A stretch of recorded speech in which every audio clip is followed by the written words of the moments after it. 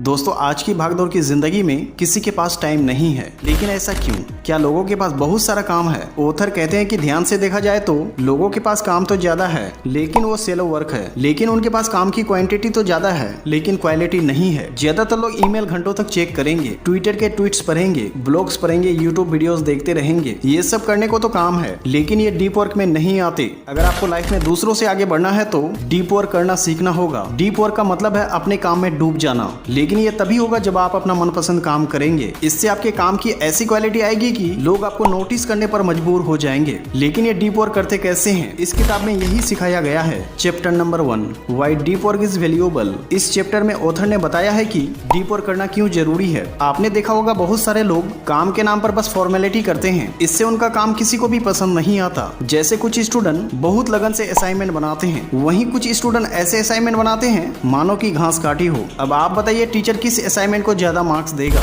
ऐसे ही दूसरे एरिया में भी देखा जाता है। अगर कोई ढाबे वाला जल्दबाजी में खाना बना दे तो उसमें टेस्ट नहीं आएगा। ऐसे खाने कौन खाएगा? इसीलिए हमें डीप वर्क करना सीखना चाहिए। लेकिन डीप वर्क से वास्तव में आप में 2 एबिलिटी हो जाती है जो आपको सारी दुनिया से आगे कर देती है। तभी आप एवरेज से ऊपर उठते हो और लाइफ में सफल होते हो। Number 1, you learn to complicated task. अगर आप डीप वर्क करना सीख जाते हैं तो आप बहुत कॉम्प्लिकेटेड काम करना सीख सकते हो। जैसे डॉक्टर बहुत बार कॉम्प्लिकेटेड ऑपरेशन करते हैं, अगर वो उसे ध्यान से नहीं करेंगे तो किसी की भी जान जा सकती है। ऐसे ही नावल लिखने वाले लेखक ही अपने उपन्यास में पूरा डूब जाते हैं और वो तभी मास्टरपीस होता है। जेके रोलिंग ने हैरी पॉटर नोवेल की 7 किताबें लिखी थी। लिखते बार वो बाहरी दुनिया से पूरी तरह से कट जाती थी और अपने लेखन में पूरी तरह से रम जाती थी। इसी तरह से वो इतने बड़े बेस्ट सेलर नोवेल लिख पाई। ऐसे ही पेंटर कई दिनों तक अपने पेंटिंग पर घंटों काम करते हैं, तब जाकर कोई विश्व प्रसिद्ध पेंटिंग बनती है। तो दोस्तों अगर आपके पास भी कोई कॉम्प्लिकेटेड टास्क है तो डीप वर्क सीखें। इससे आपको मुश्किल काम भी आसान लगने लगेगा, क्योंकि डीप वर्क से आपका दिमाग केवल उस काम में लग जाता है और इधर उधर नहीं भागता। Number 2, you learn to finish a quality work first. Deep work करने से आप में दूसरी एबिलिटी आ जाती है, वो है स्पीड। आप क्वालिटी वर्क करना तो सीखते हैं लेकिन इससे आपकी स्पीड भी बढ़ जाती है। जब आपने शुरू में कार चलाना सीखा होगा तो आपको बहुत ही ज्यादा डर लगा होगा या फिर आप धीरे धीरे चला रहे होंगे, लेकिन जब आप उसे चलाना सीख जाते हैं तो फिर ध्यान चाहे गाने पर हो, आप अपने आप ही स्पीड से कार चला लेते हो। खैर ये तो नॉर्मल एग्जांपल है, लेकिन अगर आपको स्टडी करनी हो और उसमें पूरा फोकस डाल दे तो आप बाकी स्टूडेंट की अपेक्षा ज्यादा याद कर पाएंगे। लेकिन आपको ये बार बार करना होगा, इससे आप सारी किताबें दूसरों के मुकाबले फास्ट पढ़ पाएंगे। इसलिए डीप वर्क करें, सेलो वर्क नहीं।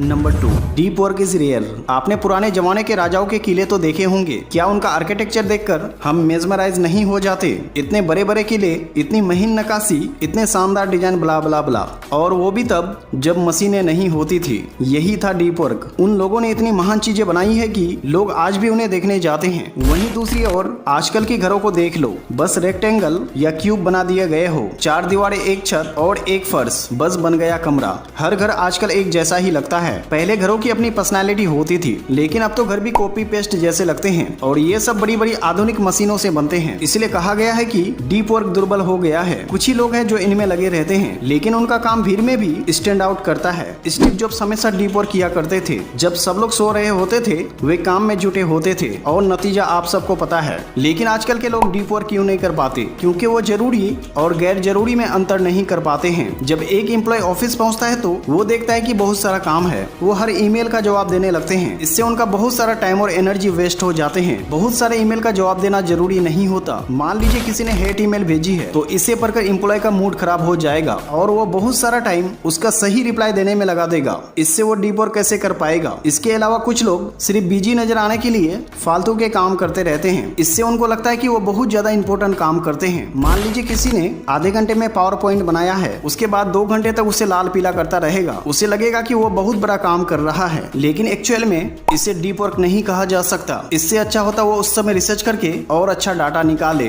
फेसबुक ने एक बहुत ही रोचक चीज शुरू की है जिससे एम्प्लॉय डीप वर्क कर सके। एम्प्लॉय को केबिन देने के बजाय वो एक ही हॉल में बैठने के लिए बोलते हैं। इससे सारे लोग मिलकर काम कर पाते हैं। किसी को भी कुछ पूछना होता है तो बोलकर ही पूछ लेते हैं। ऐसा नहीं है कि उसके कमरे में जाने तक बहुत सारा टाइम वेस्ट कर देंगे। जैसे हमारे यहाँ सरकारी दफ्तर में फाइल एक कमरे से दूसरे कमरे तक घूमती रहती है और कोई काम नहीं होता। तो दोस्तों डीप वर्क दुर्बल हो चुका है। आप इस दुर्बल चीज को करना सीखें। इससे आप भीड़ से अलग नजर आएंगे और इसी से आगे चलकर सफलता भी पाएंगे। Number 3, deep work is meaningful. दोस्तों इस संसार में जितने भी चीजों को मास्टरपीस कहा जाता है वे सब डीप वर्क की मिसाल है। चाहे वो और लियोनार्डो के विंची के स्कल्पटर्स हो या पिकासो की पेंटिंग, सब अपने काम में खो जाते थे। उस पर डिस्ट्रैक्शन का कोई असर नहीं पड़ता था। रात हो या दिन, सर्दी हो या गर्मी, वो महान कलाकार हमेशा काम किया करते थे क्योंकि उन्हें अपने काम से प्यार था और उसमें लगन थी। इस किताब में रिक फ्यूरर का एग्जाम्पल दिया गया है। वो लोहार ब्लैक स्मिथ काम करते थे। वो पुराने जमाने की तलवारें बनाने में एक्सपर्ट हैं जो हिस्ट्रिकल फिल्मों में इस्तेमाल होती है। ये तलवारें किसी मशीन से बनाई नहीं जा सकती। रिक इन्हें अपने हाथ से बनाते हैं जिसमें बहुत मेहनत लगती है। एक तलवार बनाने में 8 घंटे लगते हैं और हथौड़ी की हर चोट स्टिक पड़नी चाहिए। रिक अपना डीप वर्क सीख चुके हैं और उनकी कोई भी चोट गलत नहीं होती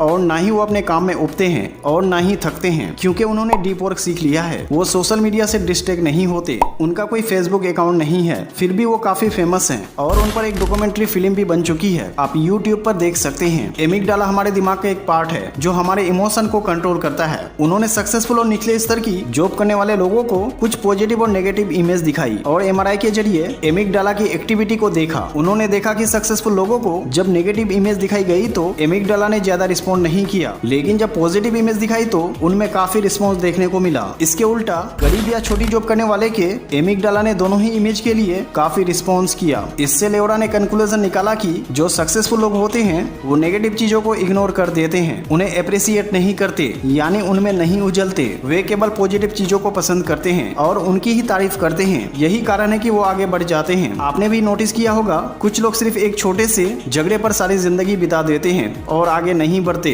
तो इस एग्जाम्पल से यही पता चलता है कि डीप वर्क ही मीनिंगफुल है और हमें सच्ची खुशी देता है क्योंकि ये उन्हें सफल बना देता है जिससे पैसा और अमीरी हमारे पास आ जाती है। जैसे रिक ने अपने काम पर डीप वर्क किया, आज वो बेहद अमीर, फेमस, सक्सेसफुल बन चुके हैं सिर्फ पुराने जमाने की लेकिन बेमिसाल तलवार बनाने के लिए। जबकि हमें लगता है कि टेक्नोलॉजी के प्रोडक्ट बनने से हम सक्सेसफुल हो सकते हैं। इसलिए आपका काम कितना भी छोटा क्यों ना हो उसे मीनिंगफुल बनाएं और उस पर डीप वर्क करें। रूल नंबर 2, इस पार्ट में आप सीखेंगे कि आखिर डीप वर्क कैसे करें। Rule number 1, work deeply. Deep work के लिए सबसे जरूरी है कि आप खुद को काम करते समय डिस्ट्रैक्शन फ्री रखें। कोई भी काम आपको डिस्टर्ब ना करें। जैसे कोई लेखक लिख रहा है और कोई बीच में अगर उसे डिस्टर्ब कर देगा तो उसका फ्लो खराब हो जाएगा। इस रूल को अच्छे से समझने के लिए एरिस्टोटल का बनाया हुआ द यूडाइमोनिया मशीन का कॉन्सेप्ट समझाया। एरिस्टोटल महान फिलोसोफर थे जो ग्रीक में पैदा हुए थे।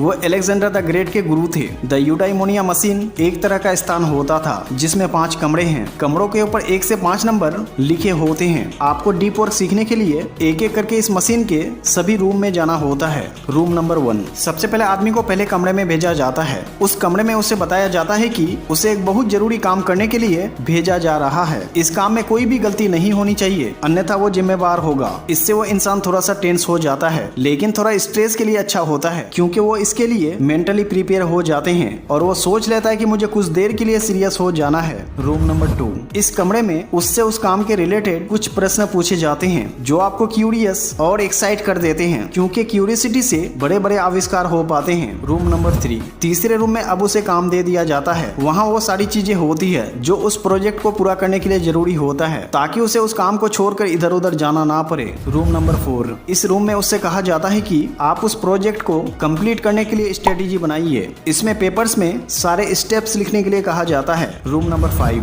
अब उसे आखिरी कमरे में भेजा जाता है। ये कमरा साउंड प्रूफ होता है। यहाँ आप अकेले होते हो, कोई भी चीज आ जा नहीं सकता। जहाँ उसने जो स्टेप्स लिखे थे उन पर काम करना होता है। उस व्यक्ति को लगातार 90 मिनट तक काम करने के लिए कहा जाता है और फिर 90 मिनट की ब्रेक दी जाती है। ऐसा तब तक किया जाता है जब तक वो काम पूरा ना हो। तो दोस्तों, एरिस्टोटल सदियों पहले अपने नीसियों को इसी तरह से ट्रेनिंग देते थे। इससे वो योद्धा कला से लेकर हर सब्जेक्ट में वो बहुत निपुण हो जाते थे। सबको पता होगा कि अलेक्जेंडर ने कम उम्र में ही आधी दुनिया जीत ली थी। आपको ये कॉन्सेप्ट सिस्टम लगता होगा, लेकिन कभी किसी सैनिक को अकेले में काम करना पड़ जाए तो बिना ट्रेनिंग के वो स्ट्रेस में आ जाएगा। लेकिन इस तरह की ट्रेनिंग ली होती है तो वो अकेलेपन से घबराए बिना अपना उचित काम कर पाएगा। लेकिन आज के मॉडल कल्चर में हम चारों ओर से डिस्ट्रैक्शन में घिरे हुए हैं। ऐसे में डीप वर्क कैसे होगा? अगर वो कमरे में अकेले भी है तब भी वो अकेले नहीं होते। कभी ईमेल आ जाते हैं, कभी सोशल मीडिया डिस्टर्ब कर देता है, थोड़ा सा कमेंट पढ़कर ही और आपका अपने काम से फोकस हट जाता है। इसलिए अगर आपको डीप वर्क करना है तो यूडाइमोनिया मशीन के 5 स्टेज की तरह करें। पहले काम डिसाइड करें, फिर सीरियस हो जाएं, फिर क्यूरियोसिटी जगाएं, फिर आइडिया लिख लें और फिर उस काम में जुट जाएं। रूल नंबर 2,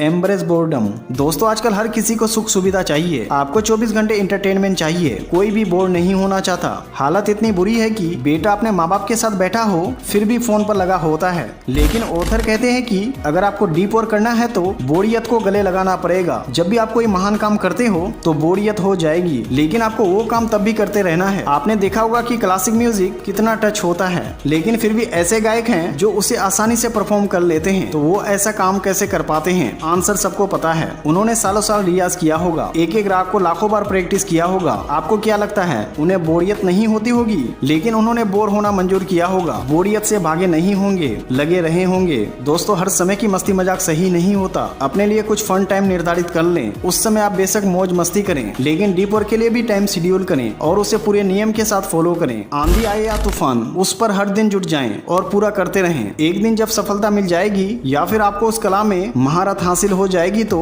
आपको इतनी खुशी मिलेगी जिसका अंदाजा आप नहीं लगा सकते। इसलिए मस्ती मजाक को सेक्रीफाइस कर दें। अगर आप कुछ बड़ा अचीव करना चाहते हैं तो छोटे मोटे काम करने के लिए ऐसा करने की जरूरत नहीं है, लेकिन आर्टिस्ट या टैलेंट वाले काम है तो आप डीप वर्क का ये रूल जरूर अप्लाई करें। सो दोस्तों, आई होप कि इस वीडियो से आपको कुछ ना कुछ सीखने को जरूर मिला होगा। अगर वीडियो अच्छी लगी है तो ज्यादा से ज्यादा लोगों तक शेयर करें और हमारे चैनल को सब्सक्राइब करना ना भूलें।